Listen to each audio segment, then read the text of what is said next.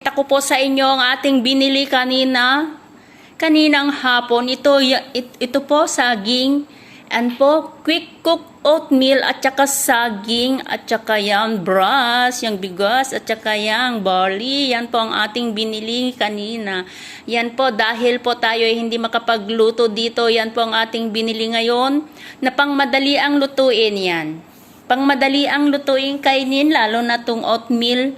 Lagyan lang po ng mainit na tubig ay okay na po siya. At saka yung saging na yan, kakainin na lang yan. Kaya ilagay sa blender, hati-hatiin, lagyan ng apple, ilagay sa blender at pwede ng juice. Yan. Yan po bigas natin kapag hindi po tayo makapagluto, stock lang po yan. Pero kapag nagugutom po tayo, pwede nating lutuin ng isang gatang lang po yan. Pang madali ang lutuin po. At saka yan po, barley.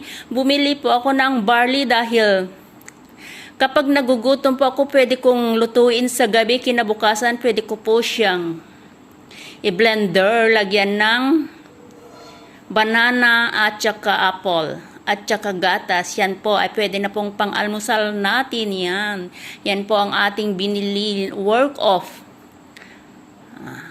Dahil po hindi po tayo makapagluto ng masasarap na pagkain, yan na lang po ang ating bilihin para pang madali ang lutuin yan. Yan po, salamat po sa iyong pakikinig at panonood ng aking video. Yan. Sana po hindi po kayo magsawang manood ng aking video at makinig sa aking pananalita na laging bulol-bulol. Yan po ang ating mga kababayan yan. Sana po sa hindi pa po nakasubscribe sa aking YouTube channel, please subscribe na po ang ating YouTube channel OFW Lens Vlog, ang aking channel, at paki-follow na din po at paki-subscribe na din po sa pasensya na po kayo dahil ako ay nabubulol. Dahil nagmamadali ata akong nagsasalita, nagpa-practice na lang maging broadcaster. Yan po ang ating mga hindi po makuha lahat. Yan. Yan po ang ating mga pagkain na pangmadali ang lutuin yan.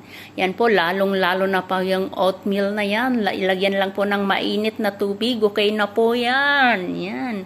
Ang ating oatmeal. Yan.